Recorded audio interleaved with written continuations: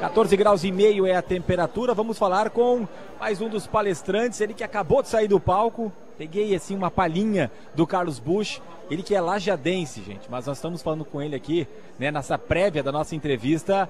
É lajadense de nascimento, de criação, de formação, mas há muito tempo não está por aqui. Porto Alegre, São Paulo é a base dele hoje, mas voltando para rever os amigos e para palestrar. Bate-papo sobre Fuja da Média.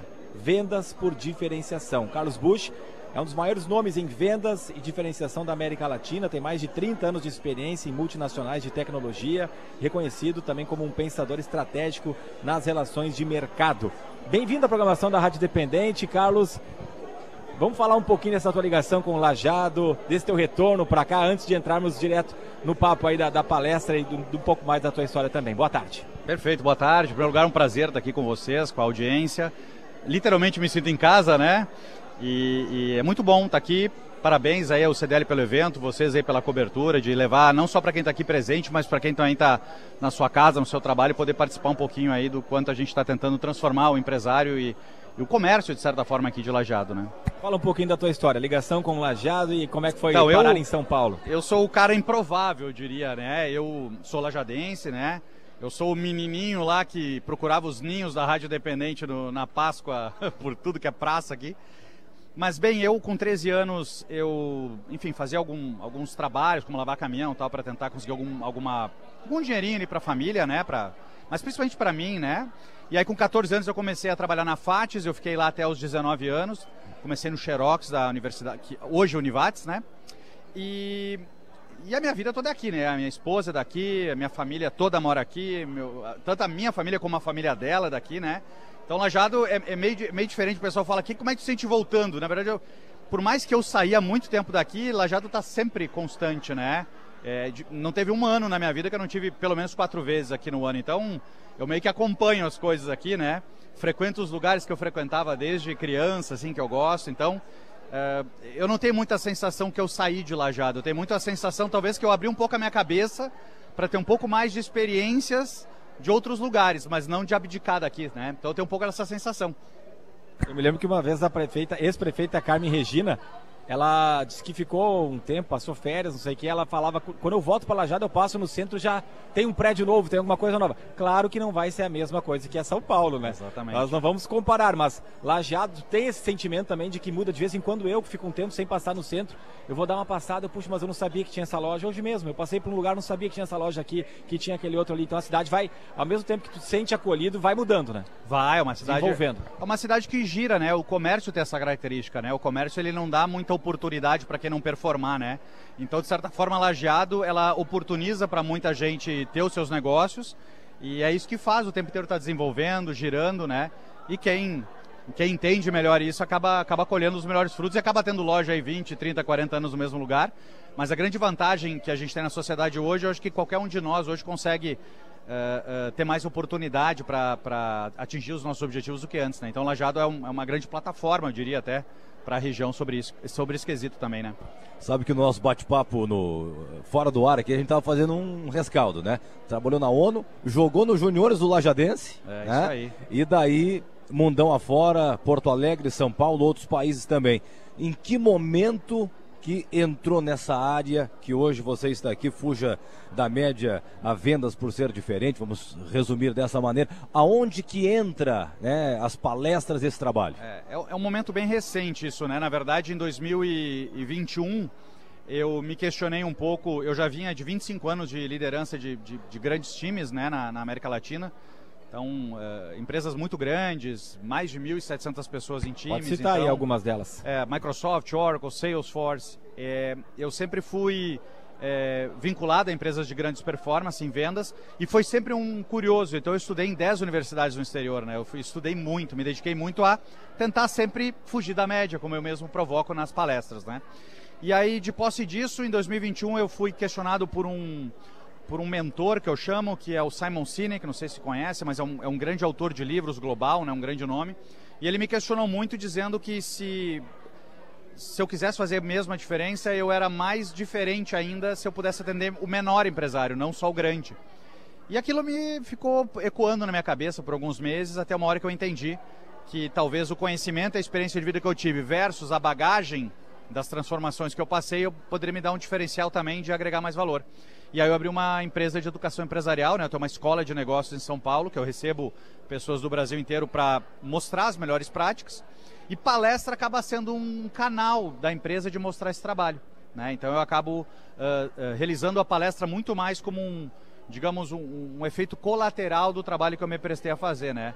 E é uma coisa que eu amo, né? Porque é muito importante tu poder repassar para as pessoas algo que tu sabe que pode mudar muitas vezes, né, o resultado delas, a caminhada delas. Então é mais ou menos assim que caiu isso, né? Foi muito por acaso, não foi um movimento, foi um evento planejado, obviamente, mas não foi um evento motivado por ninguém, né? Eu tive que enfrentar muito desafio para querer fazer isso, porque é contraproducente alguém que sai de uma situação desfavorável, conquista muito, e numa multinacional a gente tem muito conforto, né? Tem muito glamour, né? Você anda com segurança, carro blindado, você é recebido de maneiras pomposas, e abrir mão disso não é um negócio naturalmente adequado. Mas eu não sei te explicar, eu achei que valia a pena eu fazer esse meu trabalho. A minha esposa, por exemplo, foi contra, disse, nossa, tu vai colocar tudo em xeque e tal. Enfim, estamos aqui agora, né, trocando essa ideia e seguimos com o plano. Fala um pouco dessa questão da ONU, com 19 anos trabalhar na ONU, cara. Trabalhar na ONU, eu não sei se eu me lembro de outra pessoa que eu conheça que trabalhe ou trabalhou na ONU. E com 19 anos tu começou essa tua carreira lá, para depois ganhar o mundo, né, em outras multinacionais. Então, quais são esses desafios? Como é que tu chegou a esses patamares, hein? Eu não vou... muita gente aproveita, por exemplo, de uma audiência, agora o microfone, e fica contando vantagens. Na verdade, foram coisas que a vida foi digamos que eu estava sempre preparado, atento para as coisas que foram surgindo. Então, olha o exemplo da vida. A minha vida era trabalhar no lugar que eu trabalhava aqui em Lajeado. E por uma razão específica, eu fui desligado desse lugar, né? Um desalinhamento com quem me liderava, eu não concordei com a tese e da maneira mais justa possível, né? A pessoa também, como eu não concordava com a tese do meu chefe, ele achou que por bem não continuar, e tá tudo certo, obviamente. Só que é um momento ruim para quem é desligado de um lugar onde, né, já tinha sido uma plataforma na minha vida. E nessa hora eu disse, eu não posso ficar parado. Então eu atendia várias empresas na região, já era o início da internet aqui, né? E eu procurava nos jornais de Porto Alegre oportunidades de emprego que eram bem desafiadoras. Eu queria trabalhar com coisa muito difícil, porque eu era curioso para isso. Então eu sempre estudava. E aí surgiu uma vaga de emprego confidencial, não revelava o contratante, de algo que me interessou, que era muito específico, né? Que era desenvolvimento de soluções, de software para grandes companhias. E eu participei de um processo por 3 meses, sem saber quem era. Até o momento que eu descobri, foi a hora que eu entrei no processo seletivo, que aí entra o lado deles fazerem um check background da tua vida, né? Eles vão avaliar a tua vida, se teve algum parente que já trabalhou... Vira de cabeça para baixo.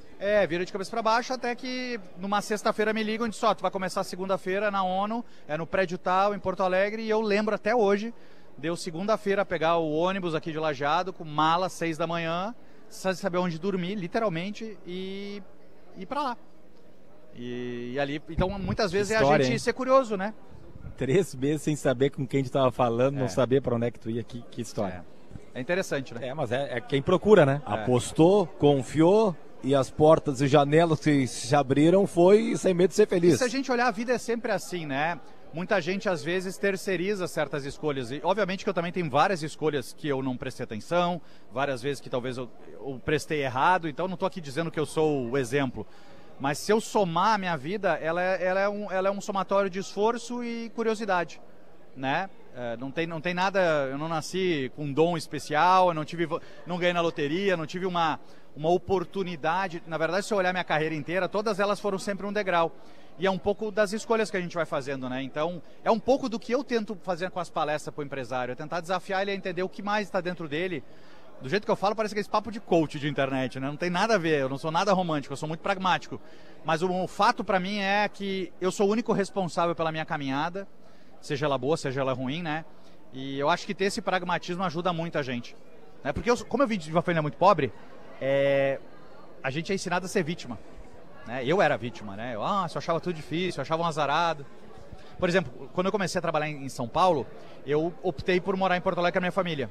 Então eu ficava, toda segunda-feira eu acordava às 3h15 da manhã para pegar um voo, para chegar às 8 nos trabalhos em São Paulo e passar a semana lá. E eu chegava, meus colegas de trabalho estavam tudo lá com o banho tomadinho, que tinham saído às 7h30 de casa. E eu achava aquilo uma injustiça. Na verdade não era injustiça, eu que era burro mesmo de não tomar a decisão correta, né? São escolhas, não tem certo ou errado. Cada um tem os desafios que tem, né? Estamos conversando com Carlos Busch. Agora há pouco, como eu falei, eu dei uma espiada na tua palestra. Infelizmente não conseguimos ficar lá, a gente está aqui com programação, enfim. Mas eu vi que tu falou ali, para o cara ser vencedor, ele tem que querer vencer, né? É mais ou menos isso, foi uma parte ali que eu peguei da tua palestra. Não vai ser vencedor ficando sentado no sofá em casa e achando que as coisas vão dar certo, né? Tu estava falando do teu exemplo, de buscar, de ir atrás. Então, eu acho que essa mensagem é legal de passar também. E também não é achando que querendo que vai dar certo também, né? Eu acho que a motivação, ela pode até acontecer em alguns momentos da vida, mas ela não tem nada a ver com o resultado. Então eu não gosto muito de falas motivacionais, coisas assim. No fato é o seguinte, se você é curioso, você cada dia tenta aprender uma coisa nova, tenta ser mais interessante para as pessoas, é natural que surjam mais oportunidades. Talvez não surjam, mas se surgir, talvez você está mais apto a aproveitar elas. Então, o que eu mostro para o empresário, ele não cai muito na narrativa de que a crise está afetando o meu negócio. Pô, Lajado continua com a mesma quantidade de pessoas, se antes eu vendia 100 camisetas e agora o mercado vende 90, bem, talvez as minhas 10 que eu tinha que vender eu vou continuar vendendo, talvez alguém não vai. E a diferença é exatamente quem entende isso. Se todo mundo for atrás da situação macro, a gente acaba abrindo mão. Então, a palestra é muito de mostrar exemplos reais de empresas de que elas não performam muitas vezes por decisões erradas. Sempre é uma decisão, né? Não fazer algo é uma decisão, né? Na nossa live a gente está inclusive passando um pouco das imagens ali que fizemos da palestra, né? Mostrando o público e o Carlos em ação também. Primeira vez na convenção da CDL? É minha primeira vez aqui. Ano passado estava agendado, né? Mas infelizmente a gente teve todos os intempéries que passaram. E eu fiz questão de manter e tal. Me sinto muito feliz de estar aqui participando. E parabéns, um mega evento, viu? E o pessoal, acho, na região, fica talvez um feedback meu, assim. São grandes oportunidades que é essa que a gente está falando, porque é um evento desse tamanho, com várias pessoas aqui que se prepararam bastante, né? Com experiências interessantes para compartilhar. E provavelmente muitos talvez optarem não estar por não ver valor, né? E fica para a gente avaliar muitas vezes, para quem tinha opção, obviamente, né? De ver que às vezes são as escolhas de curiosidade que a gente tem, de perseguir um assunto, de procurar. Eu tive um professor nos Estados Unidos um dia que ele me perguntou 8h05 da manhã assim: Bucho, o que tu aprendeu hoje? Eu pensei, meu Deus, eu mal escovei os dentes, né, cara? O que eu vou ter aprendido até as 8h05? Que ele falou, não, porque eu tenho um costume, todo dia eu tenho que aprender algo novo por 15 minutos do meu dia. Tu não tem 1% do teu dia para aprender algo novo? E aquilo me impactou muito, sabe? Porque às vezes a gente passa o dia e diz, o que eu aprendi hoje? É porque tu não prestou atenção, tu poderia aprender várias coisas. A gente vai deixando a vida levar, né? E eu não estou falando que a gente é máquina, mas a curiosidade ela é um aspecto que contribui bastante, né? Mas às 8h05 da manhã é difícil ter aprendido alguma coisa, né? Quais outras dicas, então, para aprender? É leitura, é buscar, dá outros tópicos. Vou te dar um outro tópico que eu mostrei para o pessoal. Eu botei um slide que eu mostrei vários carros. E aí, vários carros eu fui perguntando para as pessoas como elas chamavam eles. Então, vários carros elas chamaram pelo modelo e vários carros pela marca. E se a gente for separar, os da marca eram muito caros e os baratos eram por modelo. E um dos ensinamentos que eu trago é, se você não gera valor na vida das pessoas, no varejo principalmente, tu precisa dar muita explicação. Então é como um carro que tu tem que explicar o modelo. Quando tu vê um carro e tu chama pelo modelo, é porque ele não tem tanto valor percebido quanto um carro que já tem um valor percebido. Por exemplo, se eu dissesse para vocês que eu tenho uma Ferrari, pô, todo mundo ia achar, pô, esse cara tem uma Ferrari. Ninguém ia perguntar quantos quilômetros ela tem, que ano ela é, que cor ela é, ou seja, tem uma Ferrari. Modelo, como é que é o nome daquele modelo nada, da Ferrari? Por quê? Porque é uma Ferrari, porque já tem um conceito estabelecido naquilo. E eu vejo isso nos negócios. Então é mais um exemplo para provocar. Pô, você está gerando valor? Um outro exemplo simples, a gente vê numa sociedade que as pessoas pagam 4 vezes mais caro para comprar uma dúzia de ovos porque a galinha é solta. Poxa, se o cara te vender o valor 4 vezes mais caro porque a galinha é solta, você não consegue justificar o seu trabalho, que você é melhor que os outros? Ou seja, é o valor que a gente cria para as pessoas que faz a gente ser reconhecido. Então, o que eu fui mostrando muito para os empresários, que não é copiando o concorrente, não é trabalhando por preço, é trabalhando por valor, é trabalhando por entregar a transformação que as pessoas precisam. Eu, se vou numa loja, ele não tem que estar feliz quando eu saio com a sacola, ele tem que estar feliz no dia que eu uso uma roupa, por exemplo, entende? Então, eu acho que a gente precisa entender que essa é a sociedade que a gente vive hoje, e é uma sociedade que ela está muito mais pragmática a valorizar quem gera valor, né?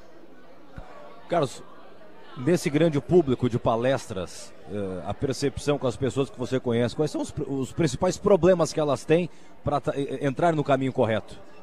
O que as pessoas mais se manifestam? Isso. Para ter uma noção, eu atendo em média 100, 150 empresários no meu centro de treinamento em São Paulo, né? O maior problema das pessoas é que as vendas não são previsíveis. Ou seja, ela começa o mês sem saber se vai ter um bom resultado de vendas no mês. Ela não sabe, às vezes, no dia 28, se ela vai concluir um mês positivo, se eventualmente até ela vai conseguir honrar com os compromissos. Então, o que eu sempre direciono as pessoas a mostrar é que vendas ela é uma ciência, ela não é um dom. Então, é método. Então, existe sim uma forma da gente construir um negócio que ele possa ser perene, né? Ele possa ter previsibilidade e que torna a vida de todo mundo melhor. E obviamente que ninguém deseja não entregar resultado. Não adianta ameaçar um vendedor que ele não vende, que se ele não vender ele vai perder o emprego, porque isso só vai deixar a pessoa mais nervosa. Agora, se tu ensinasse o vendedor o processo que ele tem que fazer, qual é eu chamo de pace, né? Qual é a quantidade de interações que ele precisa fazer por dia, será que a tua empresa não teria mais uma previsibilidade de resultado e até uma energia melhor? Então é isso que eu tento mostrar, porque pô, eu tinha 1.700 vendedores. Não era gritando com eles que eu ia ter resultado, era mostrando uma forma de trabalho que, se todo mundo seguisse ela de uma forma padronizada, a empresa poderia ter a previsibilidade que ela tinha, né? Eu gostei dessa, mas eu vou te fazer uma provocação. E se tu ensina para a pessoa o método e reensina e a coisa não acontece, qual é a solução daí? Além de pensar em não desligar. Como é que tu faz? Não, na verdade, porque tem isso também, né? Na verdade, nem assim, todo mundo vai ensinar e a pessoa vai sair fazendo. E aí talvez ela não serve para trabalhar na minha empresa. Porque depende muito da decisão do dono da empresa. Se a minha empresa é uma empresa que mensura o trabalho pelo esforço do que é pedido, por exemplo, eu não estou mensurando meus vendedores se eles bateram a meta ou não. Eu mensuro se eles fazem a quantidade de ligações, por exemplo, para os clientes, na maneira que a gente acordou e do jeito que a gente acordou. Tá fazendo bem feito? Talvez a venda não vai acontecer num período, mas na média ela vai acontecer. Agora, o problema é quando tu determina um modelo. Vou dar um exemplo para você. Toda vez que um cliente manifestar interesse, você tem que receber ele na porta. Toda vez que um cliente ligar, tu tem que atender em 2 toques. Pô, a pessoa está lá para fazer isso. Se a pessoa começa a não atender uma ligação, ela provavelmente não está disponível a atender do jeito que eu gostaria. Então, muita gente terceiriza a responsabilidade argumentando, meu funcionário não faz. Não, a cultura da empresa é a cultura que o dono tolera ou que o dono cria, né? Então, vou te falar, as empresas que mais performam no mundo são os melhores climas de trabalho. Isso é uma boa provocação. Por que é o melhor clima? Porque sabe o que vai acontecer. Tenho confiança que vai acontecer. Eu sei de que jeito vai acontecer. Eu sei que se eu trabalhar do jeito que tem que trabalhar, eu vou para casa do jeito que tem que ir. Uma hora o resultado vem. O resultado vem. Às vezes ele não vem no tempo que eu gostaria.